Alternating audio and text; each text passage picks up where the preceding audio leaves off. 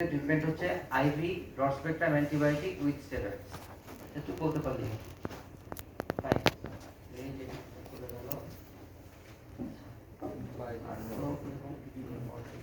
Stroke. ওকে, stroke কি জিনিস?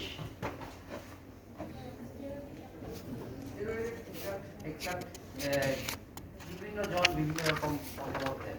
এই যে আপনাদের পেটের ইনফ্লামেশন কমানোর জন্য, ঠিক আছে। অ্যাকচুয়ালি স্টেরয়েডের অনেকগুলো ফাংশন আছে।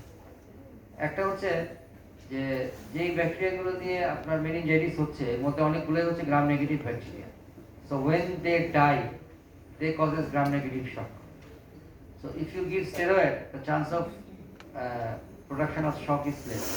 Gram negative shock টা হবে না। আর এটা হচ্ছে it also causes reduced inflammation and reduced post inflammatory adhesions, fibrosis of the meninges. So thickening of meninges এগুলো কমায়। পোস্ট ইনফ্লামেটরি যে সিকুয়েল সেগুলো কমেছে। ওভারঅল হচ্ছে আউটকাম ইজ বেটার, দিয়ে দেখা গেছে পেশেন্টের আউটকাম ভালো। এক্সাক্ট জিনিসটা আমরা বলতে পারি। এখন বলেন স্ট্রোক কি জিনিস? একজন সুন্দর করে বলেন, সাহস করে। অসুবিধা নেই, আমরা 10টা পর্যন্ত আছি, বলেন। আচ্ছা আই শোনেন, ওকে না, আমাদের সবাইকে বলেন, বলেন বলেন।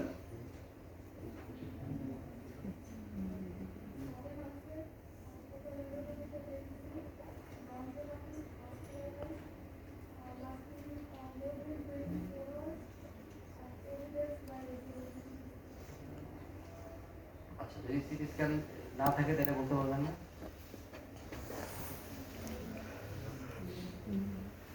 আচ্ছা, পেশেন্ট যদি 6 ঘন্টার মধ্যে মরে যায় তখন আপনি কি হবে? বড় একটা স্ট্রোক হয়ে, তখন কি জিনিসটা স্ট্রোক বলা যাবে না?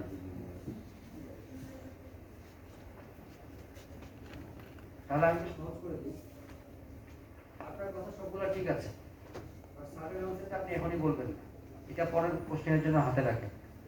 Focal neurological deficit of non traumatic vascular origin, এই জিনিসটা খেয়াল রাখতে হবে। নন ট্রমেটিক ভাস্কুলার, এটা ভেসেল থেকে আসছে, ভেসেলের ডিজিজের কারণে আইদার ইনফেকশন অথবা হেমোরেজ, এবং এখানে ট্রমার সাথে কোনো সম্পর্ক নেই, ঠিক আছে, spontaneous. So focal neurological deficit of non traumatic vascular origin, ঠিক আছে, ওকে, লাস্টিং at least 24 hours বা lasting 24 hours or more if patient survives, অর্থাৎ পেশেন্টের মাঝখানে মরেও যেতে পারে। পেশেন্ট সার্ভাইভ না করলেও এটা স্ট্রোক, যদি এর আগে মরে। সুতরাং স্ট্রোক হতে হলে নন ট্রমাটিক ভাস্কুলার একটা কিছু হলেই হবে। এটা যদি 24 ঘন্টার মধ্যে ক্রস করে তাহলে এটা স্ট্রোক, আর যদি 24 ঘন্টার মধ্যে পেশেন্ট মরে যায় তাইলেও এটা স্ট্রোক। কিন্তু 24 ঘন্টার কম যদি থাকে এবং পেশেন্ট বেঁচে যায় এবং ফোকাল ডেফিসিট চলে যায় 24 ঘন্টার মধ্যে, তাহলে এটা স্ট্রোক, তখন এটা ট্রানজিয়েন্ট ইসকেমিক। আমি ডেফিনিশনটা ক্লিয়ার করতে পেরেছি? ডেফিনিশন ছোট। Focal neurological deficit of non traumatic vascular origin lasting more than equal to 24 hours if patient survives. So if patient dies within 24 hours, it is also stroke. But if the patient survives and deficit resolves within 24 hours, it is not stroke, it is transient ischemic attack. Stroke কয় রকম? Hemorrhagic and ischemic. কোনটা common? Ischemic stroke is more common. But আপনাকে জিজ্ঞেস করলে হসপিটালে কোনটা বেশি দেখেছেন? প্রায় সমান দেখেছি। কেন? বিকজ হেমোরেজিক স্ট্রোকের সিমটমস বেশি হয়, পেশেন্ট বেশি বেশি আসে, ঠিক আছে। স্যার সেপটিক শক হেমোরেজিক স্ট্রোকে কি সিমটমস হয় সাধারণত?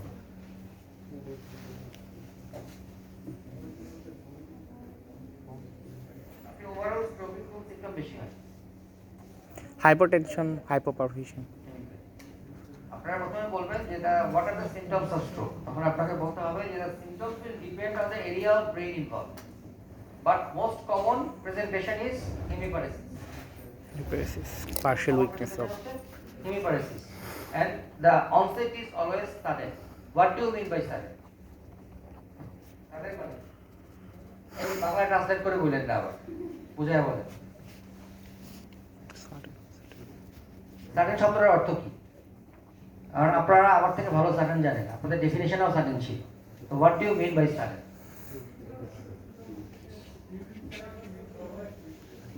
জি, আচ্ছা, বেশিরভাগ স্ট্রোক তো ইসকেমিক স্ট্রোক। ইসকেমিক স্ট্রোক হচ্ছে 80%, এটা ঘুমের মধ্যে হয়। ঘুমের মধ্যে কিন্তু কোনো নর্মাল অ্যাক্টিভিটি থাকে না, তো এটা মানা গেল না। সাডেন শব্দটার অর্থ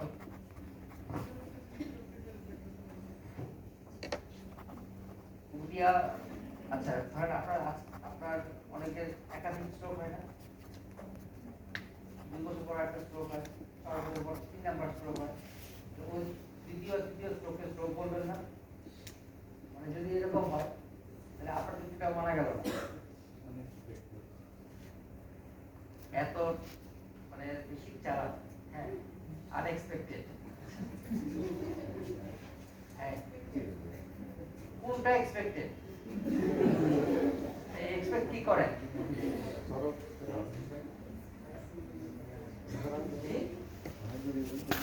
সাডেন শব্দটার অর্থ হচ্ছে maximum deficit at the onset, যা উইকনেস হওয়ার একদম প্রথমেই হবে, এক সঙ্গে সঙ্গে হয়ে যাবে, এরপরে আর বাড়বে না। বুঝতে পেরেছেন? যেগুলো আস্তে আস্তে বাড়ে সেগুলোকে বলা হয় প্রোগ্রেসিভ। প্রোগ্রেসিভ স্ট্রোক আবার কি জিনিস? হ্যাঁ, এটা আবার কি বলি? মাঝে মাঝে মেয়েরা গালি দেয়, এই শালা, এটা তো প্রোগ্রেসিভ স্ট্রোক ওরকম হয়ে গেল। স্ট্রোক ইজ অলওয়েজ সাডেন, তাই না? এই জায়গা গালি দেয় না, ওই শালা, এটা কিভাবে সম্ভব? এটা প্রোগ্রেসিভ স্ট্রোকের মতো হয়ে গেল। স্ট্রোক ইজ সাডেন, যা হবে ডেফিসিট একদম প্রথমেই হবে, ঠিক আছে? Sudden means the maximum deficit will ochre at the onset, এরপরে আস্তে আস্তে কেউ কেউ ভালো। স্ট্রোকের পেশেন্ট দেখেন সবগুলা, আমি হঠাৎ করে ঘুম থেকে উঠে দেখে হাত নাড়াতে পারি না। আমি দুপুরে মাথার মধ্যে বোঝা নিয়ে হেঁটে হেঁটে যাচ্ছিলাম, প্রচন্ড মাথা ব্যথা হলো, তারপরে দেখি আমি শরীর নাড়াতে পারি না, একদমই নাড়াতে পারি না। এরপরে যা হবে উন্নতি, প্রথমে একদম অবনতি, তারপরে যা হবে ইমপ্রুভমেন্ট। বুঝতে পারছেন? তো sudden means maximum deficit at the onset. এইটা আপনারা জানতেন না? মানে সাডেন কে কি হঠাৎ, unexpected, without history of previous pathology, আর কোনটা ভুলেই গেছি। হ্যাঁ, তো সাডেন মিন্স হচ্ছে এইটা, ঠিক আছে? আচ্ছা, আর একটা হলো তাহলে সাডেন অনসেট, মেডিসিন বা নিউরোলজিতে সাডেন অনসেট শব্দটার অর্থই হচ্ছে গিয়ে maximum deficit at the onset, nervous সিস্টেমের যে কোনো ডিজিজ, ঠিক আছে? এবং এটার এক্সাম্পল হচ্ছে স্ট্রোক। আর প্রোগ্রেসিভের এক্সাম্পল দেন তাহলে, যেটা আস্তে আস্তে বাড়ে, যেমন gain body syndrome, GBS, brain tumour, brain abscess, peripheral neuropathy, যা আছে বাকি সব আস্তে আস্তে বাড়ে। আর স্ট্রোকটা হচ্ছে ঠাস করে বাড়ে, একেবারে যা হবে প্রথমেই। হ্যাঁ, এরপরে আস্তে আস্তে রিকভারি হয়, এরপর তো উন্নতি, এতে তাকে তো রিকভারি হয়।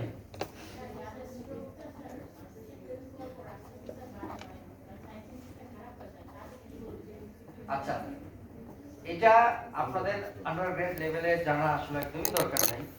এককালে বলা হতো যে ইভলভিং স্ট্রোক নামে একটা টার্ম ছিল, এই টার্ম এখন বই থেকে ডিলিট করে দিয়েছে, যেগুলো বোগাস কথাবার্তা। ইভলভিং স্ট্রোক বলে কিছু নাই, যা হবে একবার প্রথমেই হতে হবে, আগে ধারণা করা হবে।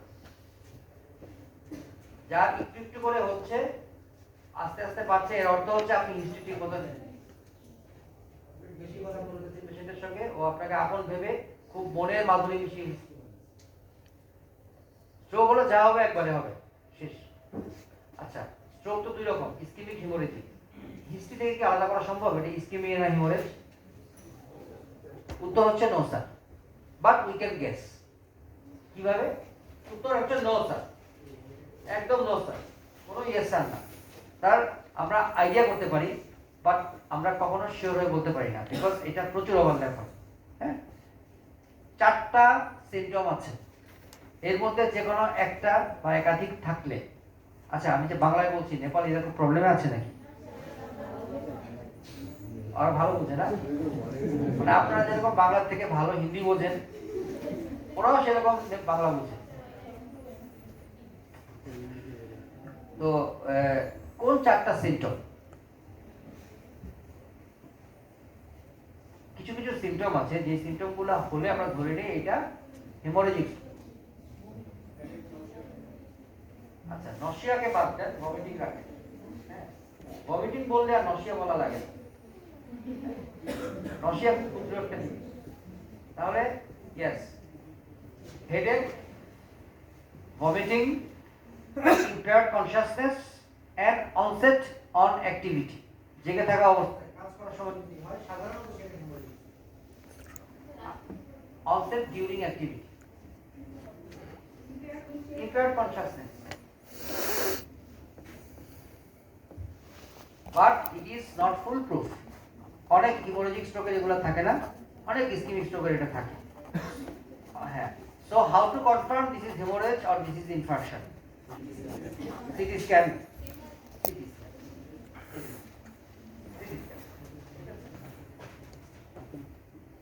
Because acute hemorrhage পারাইতে যত ভালো আসে, CT scan আরো বেশি ভালো আসে। কিভাবে বুঝবেন এটা ইনফেকশন না হেমোরেজ? ইনফেকশনের লেশনটা হয় হচ্ছে হাইপোটেন্স ডার্ক, আর হেমোরেজের লেশনটা হয় হাইপারটেন্স ব্রাইট। হ্যাঁ, হাইপোটেন্স হাইপারটেন্স। ইনফেকশন হচ্ছে হাইপোটেন্স, এটা ডার্ক, নরমাল ব্রেনের থেকে কালো।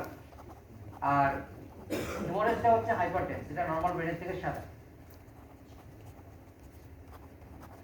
দরকার আছে জানার এটা হেমোরেজ না ইনফেকশন? কি দরকার? অ্যান্টিকোয়াগুলেন্ট না, অ্যান্টিকোয়াগুলেন্ট আমরা দেই না, আমরা অ্যান্টিকোয়াগুলেন্ট। তো skin is treated with antiplatelets and if possible no, mainly antiplatelets and if possible thrombolytics. আমরা খুব তাড়াতাড়ি যদি আসে তাহলে তো আইভি থ্রম্বোলাইসিস দিতে পারি, যেটা কখনোই তাড়াতাড়ি আসে না, 6 ঘন্টার মধ্যে আসে। ইসকেমিক স্ট্রোকের পেশেন্ট 6 ঘন্টার মধ্যে আসেই না। কিভাবে আসবে বলেন? রাস্তায় জ্যাম না অনেক? হ্যাঁ, আসতে পারে না, কিন্তু আসলে আমরা দিতে পারি। ঠিক আছে, তাহলে যদি আমি এইসব অ্যাসপিরিন, থ্রম্বোলাইটিক্স এগুলা হেমোরেজিক স্ট্রোকে দেই, আর কিছু বললাম না, there will be expansion of hemorrhage. Hemorrhage বড় হয়ে যাবে, সে সঙ্গে সঙ্গে সুস্থ হয়ে যাবে। এই জন্য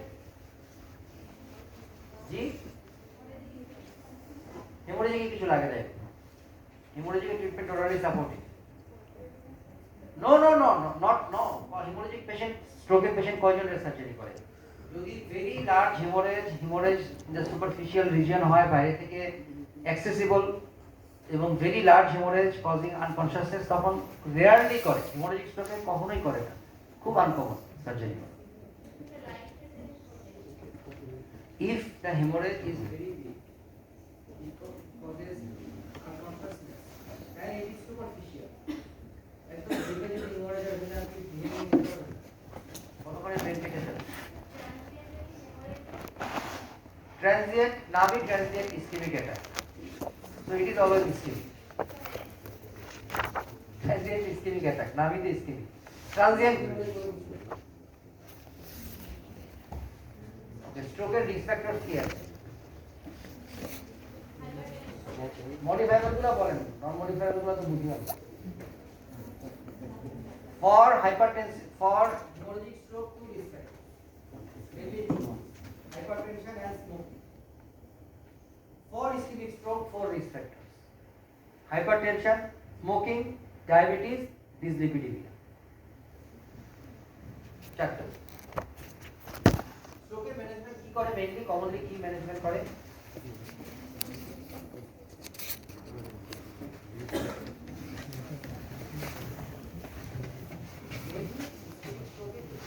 Other ischemic stroke, and stent. And for hemorrhagic stroke, nothing is required.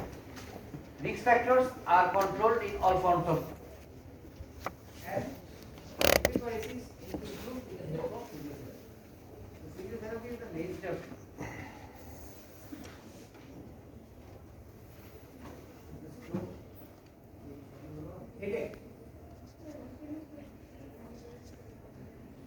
হ্যাঁ আমি তো বলেছি যে স্ট্রোকের সিমটমস উইল ডিপেন্ড ব্রেইনের কোন এরিয়াটা ইনভলভ কমনলি ইনভলভ হয় হচ্ছে গিয়ে ফ্রন্টাল লোব অথবা ইন্টারনাল ক্যাপসুল দুইটার ক্ষেত্রেই হয় হচ্ছে হেমিপ্যারাইসিস হেমিপ্যারাইসিস তো 95% স্ট্রোক পেশেন্ট হেমিপ্যারাইসিস নিয়ে আসে এটা ইসকেমিক হোক হিমোরেজিক হোক যেটাই হোক স্যার কন্ডিশন কি ইমপ্রুভ করে তাহলে?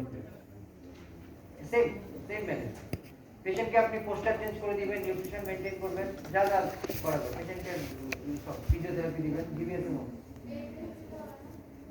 না পেশেন্টকে বলবেন এখন মাঠে গিয়ে রিকশা চালাও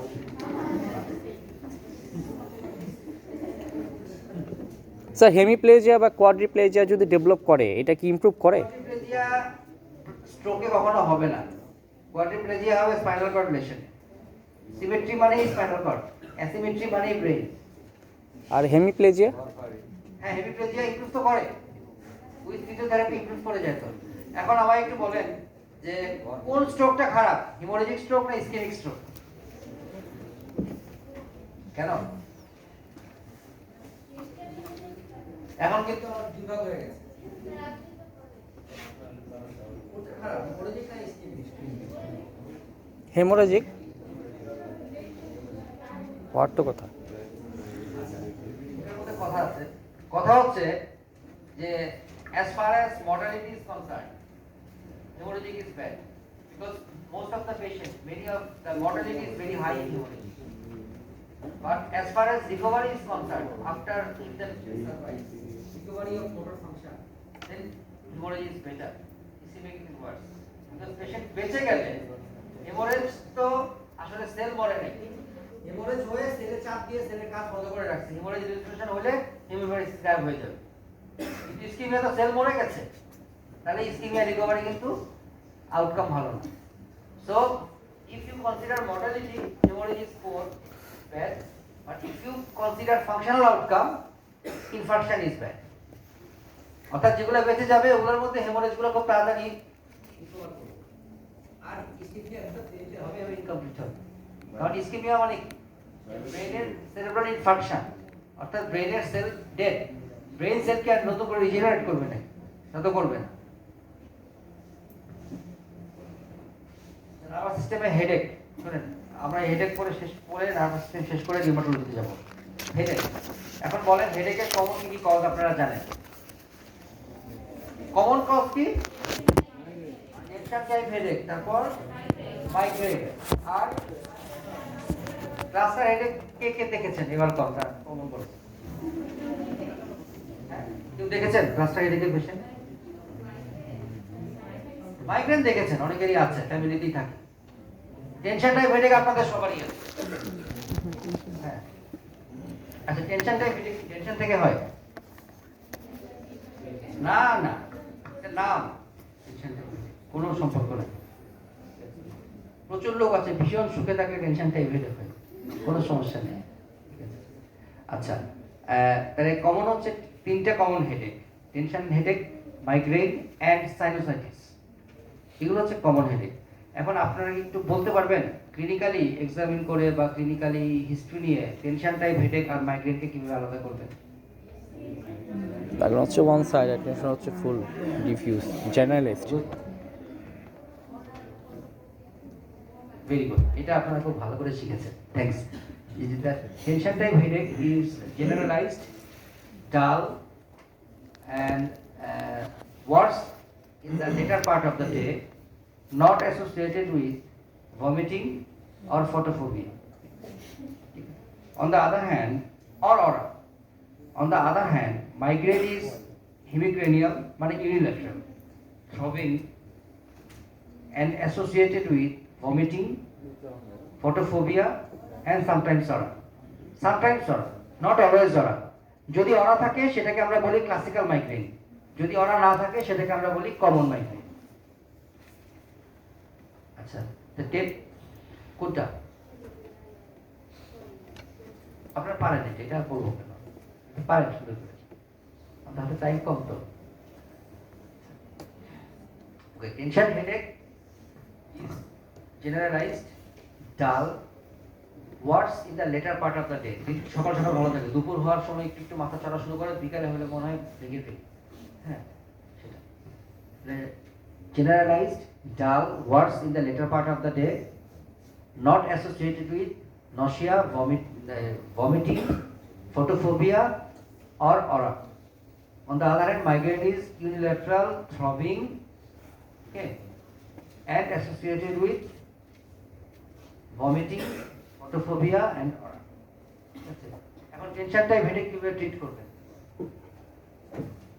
সেই একই কথা, reassurance and counselling. Reassurance and counselling কি রিঅ্যাসুরেন্স? যে আপনার মাথা ব্যথাটা, the headache you are having is really troublesome, it is disturbing you, but you are not going to be affected much about physically from this disease. এটা আপনার কোনো ক্ষতি করবে না, বড় কোনো আপনার মারা যাওয়ার কোনো চান্স নাই। You don't have any serious lesion within your brain, but yes, it is disturbing you. এটা বললেই হবে, ঠিক আছে? আর এগুলা দিবেন, আর ড্রাগ দিবেন হচ্ছে কি অ্যান্টিডিপ্রেসেন্ট। কি ড্রাগ দেওয়া হয়? ট্রাইসাইক্লিক অ্যান্টিডিপ্রেসেন্ট অথবা এসএসআরআই। পেশেন্টকে জিজ্ঞেস করি আমরা, এটা আবার লিখে দিন, আপনি রাতে ঘুম কেমন হয়? যদি বলে ঘুম বেশি হয়, এসএসআরআই। যদি বলে ঘুম কম হয়, tricyclic antidepressant. How to treat migraine? Migraine কিভাবে ট্রিট করবেন? জি, সিম্পল অ্যানালজেসিক দিলে মাইগ্রেনের পেশেন্ট আসলে খুব একটা রেসপন্স করে না। মাইগ্রেনের তো প্রিভেন্টিভ ড্রাগ লাগবে। একটা জিনিস মনে রাখবেন, আপনি একজন পেশেন্টকে যত বেশি অ্যানালজেসিক দিবেন, তার তত বেশি টক্সিসিটি হবে, তার ক্রনিক কিডনি ডিজিজ ডেভেলপ করতে পারে, তার জিআই অ্যাক্সেস হতে পারে, এবং সবচেয়ে খারাপ জিনিস রিবাউন্ড হেডেক হতে পারে। কেউ যদি মাসে 15টার বেশি এনএসএইচ খায় হেডেকের জন্য, তাহলে ওই এনএসএইচ ইনডিউসড হেডেক হয়, যেটা কোনো কিছু দিয়ে ভালো করা যায় না। এই জন্য আমাদেরকে অবশ্যই we have to restrict the use of analgesics as far as possible. এই জন্য মাইগ্রেনে আমাদের মেইনলি দিতে হয় প্রিভেন্টিভ ড্রাগস। কি কি প্রিভেন্টিভ ড্রাগস আছে? বিটা ব্লকার, প্রোপ্রানল, দেন কোনটা? অ্যামিটিপটেলিন। দিলে আপনারা স্ট্রেট ফরওয়ার্ড বলেন, প্রোপ্রানল, অ্যামিটিপটেলিন, সোডিয়াম ভ্যালপ্রয়েড, টপিরামেট। ঠিক আছে,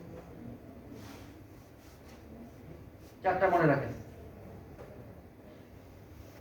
আর যদি অ্যাটাক হয়ে যায় তখন কি দিবেন? আচ্ছা, এনএসআইড দিবেন।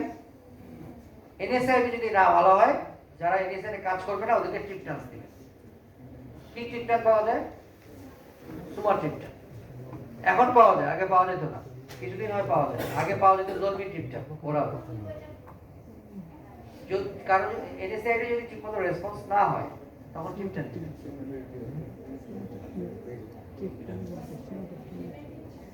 না না, অ্যাবর্টিভ। এটা হচ্ছে ট্রিটমেন্ট অফ দ্য পেইন। যদি if attack occurs, migraine attack occurs, তখন তো প্রিভেন্টিভ দিয়ে লাভ নাই, ওই মোমেন্টে তো পেইন কমাতে হবে। প্রিভেন্টিভ হচ্ছে প্রোপ্রানল, amitriptyline, sodium valproate and topiramate. কখন দিবেন? যার ট্রাভেলসাম মাইগ্রেন অ্যাটাক আছে, যার মাইগ্রেন আছে তাকেই দিবেন, সবাইকেই দিবেন, to prevent the attack. Usually 6 মাস ট্রিটমেন্ট দেওয়ার পরে পেশেন্টের আর অ্যাটাক থাকে না। Preventive treatment to prevent attacks by propranolol, amitriptyline, sodium valproate, topiramate. Even if attack occurs, then give the abortive, either NSAID or triptan.